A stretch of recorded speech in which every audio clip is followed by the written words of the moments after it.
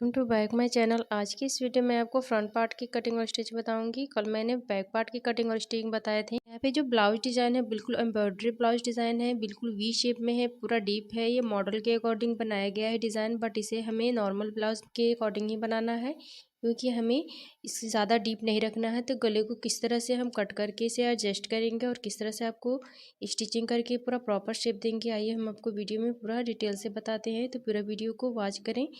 हमारे इस वीडियो में कुछ नए टिप्स और ट्रिक मिलेंगे, तो वीडियो को पूरा वॉच जरूर करें। नए टिप्स और ट्रिक सीखने के लिए और हमें मोटिवेट करने के लिए आप हमारे चैनल को सब्सक्राइब ज़रूर करें। तो पहले हम लाइनिंग के ऊपर कटिंग करेंगे। परफेक्ट मेजरमेंट के अकॉर्डिंग हम कटिंग करेंगे। तो ब्लाउज का जो मेजरमेंट है फ्रंट गले का, इसका मेजरमेंट हम स्क्रीन पर रख दिए हैं, इसी के अकॉर्डिंग करेंगे कटिंग। फ्रंट गले की जो लंबाई है उसमें 1 इंच मार्जिंग ऐड किए हैं। मार्जिंग ऐड करके इस तरह से मार्क करेंगे, क्योंकि ये नीचे के साइड प्रिंसेस डॉट है तो ज़्यादा मार्जिंग लेने की ज़रूरत नहीं होती है। वैसे आप 1.5 इंच भी रख सकती हैं, मैंने 1 इंच ही रखी और इस तरह से सीधी लाइन ड्रॉ कर दें। इसके बाद हम करेंगे शोल्डर की मार्किंग। तो शोल्डर हम इस तरह 6 इंच रहेंगे, क्योंकि इसमें ब्रॉडनेस बनाएंगे तो 6 इंच रखना बहुत ज़रूरी है। और बैक पार्ट में भी हमने सेम रखे हैं, तो फ्रंट पार्ट में भी सेम रखना है। और इस तरह जो आर्म होल है उसको 7 इंच कर लिए हैं और इसको मार्क कर देंगे। मार्किंग करने के बाद इसे 1.5 इंच के अराउंड गोलाई दे देंगे। क्योंकि प्रिंसेस कट होता है तो इसकी कटिंग जो होती है आर्म होल की, स्टिचिंग के बाद भी थोड़ी सी प्रॉपर शेप में की जाती है।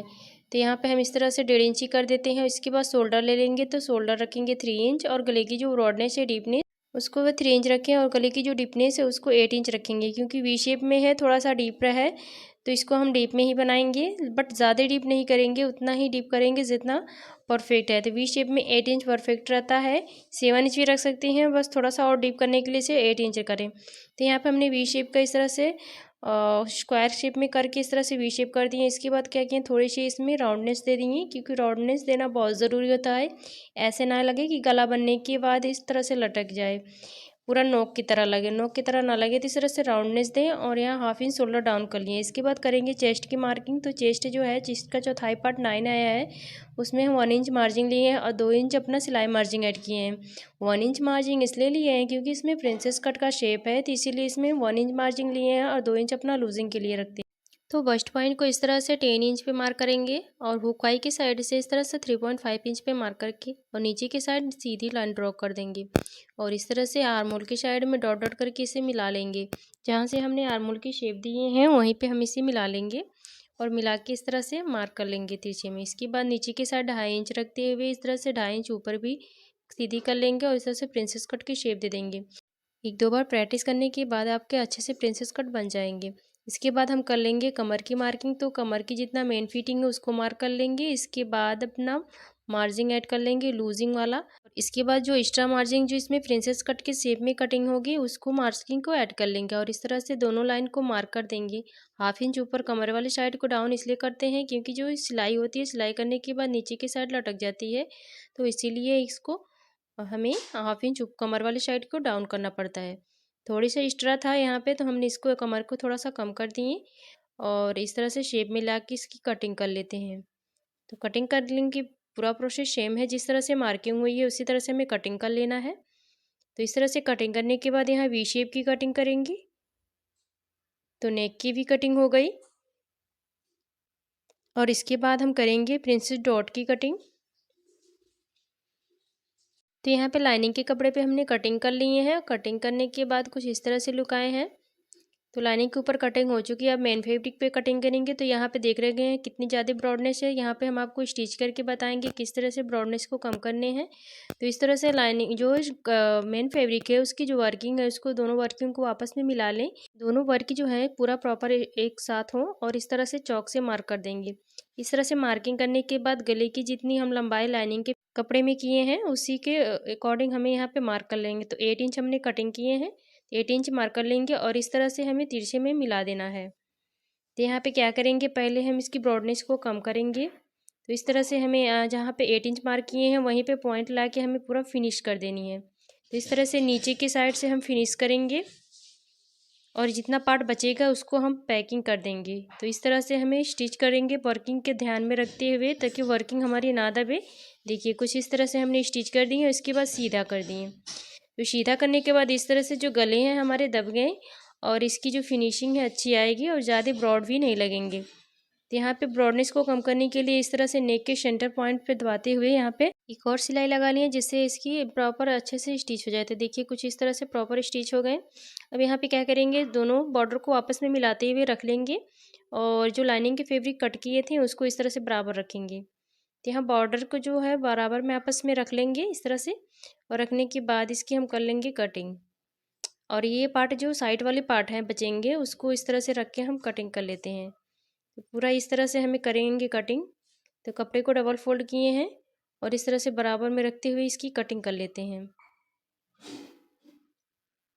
कहीं पे भी हमें एक्स्ट्रा मार्जिन की ज़रूरत नहीं है इसमें, क्योंकि ज़्यादा कपड़े ही नहीं है कि हमें एक्स्ट्रा मार्जिन छोड़ना पड़ेगा। वैसे भी हम इस अंदर की साइड जो सिलाई होती है प्रिंसेस डॉट की, उसमें हम मार्जिन नहीं लेते हैं, नीचे और ऊपर की साइड ही मार्जिन रखते हैं। और इस तरह से हम कर लेंगे कटिंग। आर्महोल वाली साइड में भी कट कर लेंगे और इस तरह से हमने कट करके कमर वाले साइड को भी पार्ट को इस तरह से बराबर कर लेंगे। और इसके बाद करेंगे बीच वाले पार्ट की स्टिच। तो बीच वाले पार्ट को इस तरह से ले लेंगे और ओपन करके देख लेते हैं। ओपन करने के बाद इसे हम मिला लेंगे आपस में कि दोनों जो बॉर्डर वाले पार्ट दोनों पार्ट बराबर सेट हो रहे हैं कि नहीं। तो यहाँ पर हम इस तरह से एडजस्ट कर लेंगे, क्योंकि जो वर्किंग है वर्किंग के अंदर हमें इसे लाइनिंग के फैब्रिक पे स्टिच करना है। तो इस तरह से हमें ध्यान में रखते हुए बराबर इसे स्टिच करेंगे। तो जो वर्किंग का लाइन है उसी के किनारे पे हमें स्टिच करना है, अंदर की साइड में ही इस तरह से स्टिच करेंगे और नीचे तक आएंगे पूरा वी शेप में, जिस तरह से मार्क किए हैं और सॉरी कटिंग हुई है उसी तरह से हमें इसे स्टिच करने हैं। तो सेम तरीके से पूरा इसे स्टिच कर लेंगे बिल्कुल किनारे तक। तो स्टिचिंग करने के बाद हम करेंगे नेक की कटिंग। तो देख रहे हैं किस तरह से हमने स्टिच किए हैं, सेम इसी तरह से आप भी स्टिच कर सकते हैं। और इसके बाद करेंगे हम नेक की कटिंग।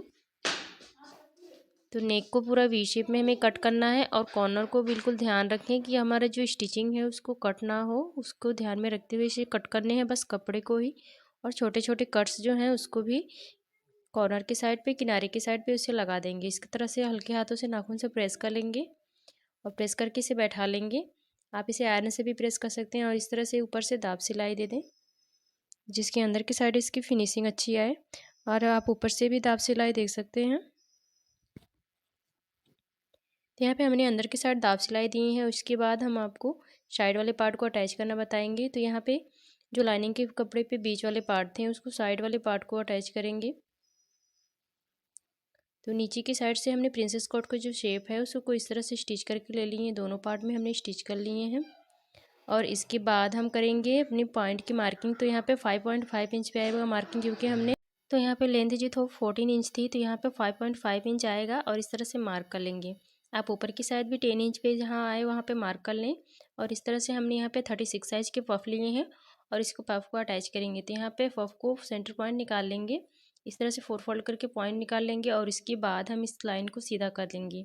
तो पफ़े भी इसी तरह से दोनों पार्ट में मार्किंग कर लेंगे और इसके बाद इसे अटैच करेंगे। तो यहाँ नीचे की साइड से हम जो प्रिंसेस कट हैं उनको सिलाई करते हुए ऊपर की साइड आएंगे इस तरह से।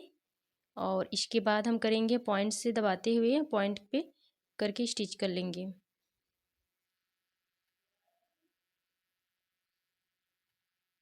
तो यहाँ पे बराबर हम करके पफ को स्टिच करेंगे।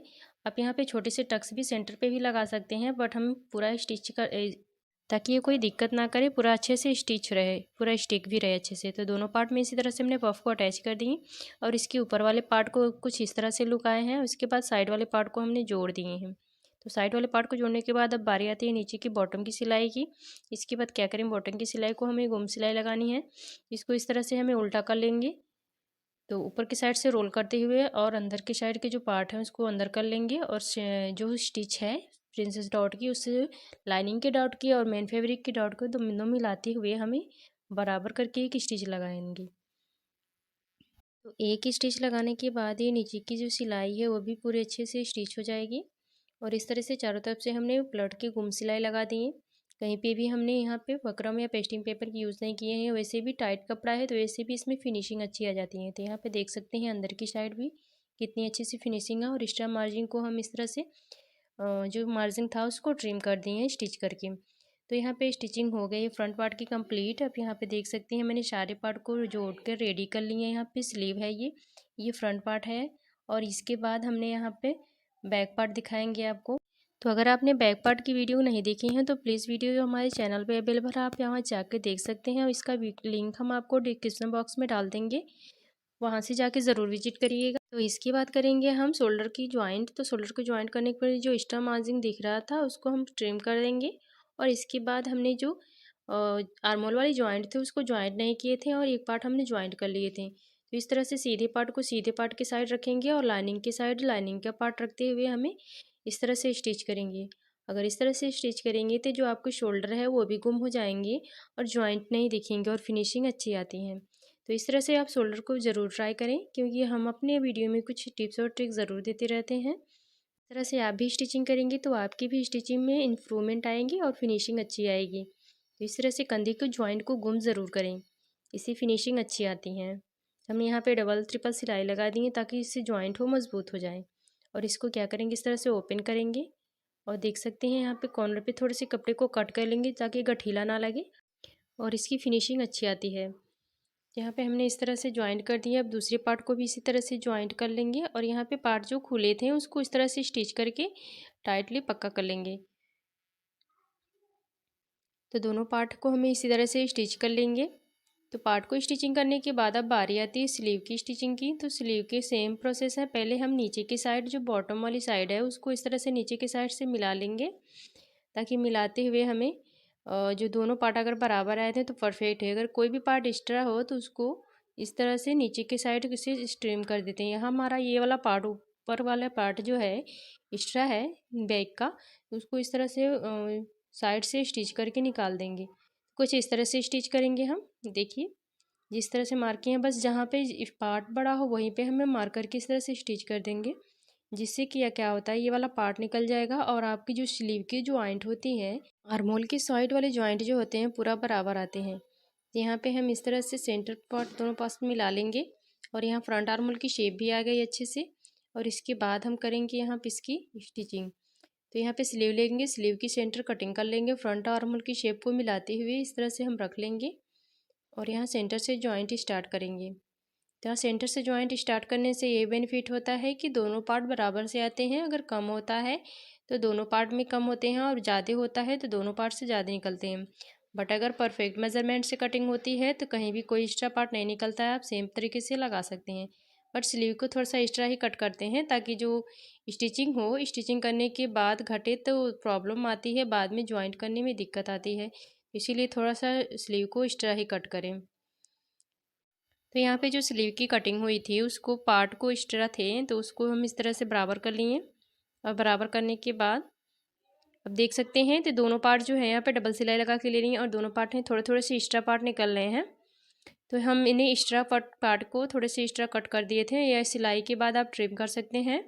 तो अब हम करेंगे साइड की फिटिंग। तो साइड को फिटिंग की सिलाई करने के लिए इस तरह से हम एक सीधी सिलाई लगाएंगे और जो मार्जिंग एक्स्ट्रा दिख रही हैं उसको हम एक्स्ट्रा इस तरह से स्टिच करके निकाल भी देंगे और इस तरह से जो मेन फिटिंग की पॉइंट है उसको पॉइंट को मिलाते हुए और नीचे की साइड बिल्कुल बराबर रखते हुए एक स्टिच लगा देंगे। अगर थोड़ा सा ऐसा होता है कि स्टिच करने के बाद एक पार्ट बड़े हो जाते हैं तो थोड़े से जो पार्ट छोटे हो रहे हैं उनको पहले से ही स्टिच करके थोड़ा सा खिंचाव कर लें। थोड़ी सी खींचने से क्या होती है स्टिचिंग दोनों पार्ट बराबर आते हैं। और इसके बाद हम मार्जिन कपड़ा था उसको कट कर लेंगे और कट करने के बाद इस तरह से बराबर रख के पलट के हम सिलाई लगाएंगे। तो इस तरह से बराबर वाले पार्ट को इस तरह से स्टिच करेंगे, 1 इंच का मार्जिन लेते हुए स्टिच कर लेंगे और इसके बाद हम करेंगे मेन मार्जिन की फिटिंग की सिलाई।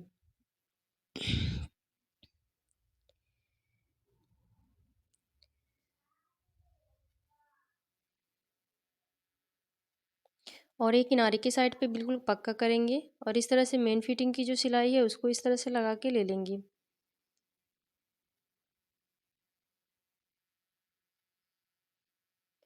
तो यहाँ पे हमने इस तरह से दोनों सिलाई लगा ली हैं। आप अपने पसंद से 2-4 सिलाइयाँ और लगा लें जिससे अंदर की साइड खोलने में प्रॉब्लम ना हो। तो दोनों साइड हमने लगा के रेडी कर ली हैं और ये हमारा ऊपर की साइड फ्रंट पार्ट है और फ्रंट पार्ट बैक पार्ट सारे हमारे पार्ट रेडी हो चुके हैं। ये ब्लाउज़ बन के रेडी हो चुका है और बैक में क्रिस क्रॉस डिज़ाइन भी है। इस डिज़ाइन को थोड़ा सा खींच के और लूज़ करें ताकि जो गले पे पड़े तो इसका जो फिनिशिंग है और अच्छे आए। कुछ इस तरह से लुक आएगा गले पे पहनने के बाद। बहुत ही स्टाइलिश ब्लाउज है।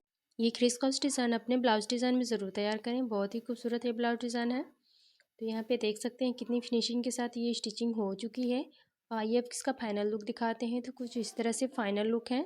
अगर हमारे वीडियो आपको अच्छा लगते हैं तो प्लीज़ हमारे वीडियो को एक लाइक ज़रूर करें। हमें मोटिवेट करने के लिए हमारे चैनल को सब्सक्राइब ज़रूर करें। इसीलिए हम आपके लिए इसी तरह से कुछ अच्छे अच्छे सिलाई के टिप्स लाते रहेंगे। तो प्लीज़ हमारे चैनल को सब्सक्राइब ज़रूर करें। तो मिलेंगे अगले वीडियो में कुछ नए टिप्स और डिज़ाइन के साथ, कुछ नए स्टाइलिश ब्लाउज डिज़ाइन के साथ। तब तक के लिए धन्यवाद। वीडियो को पूरा वॉच करने के लिए बहुत बहुत धन्यवाद।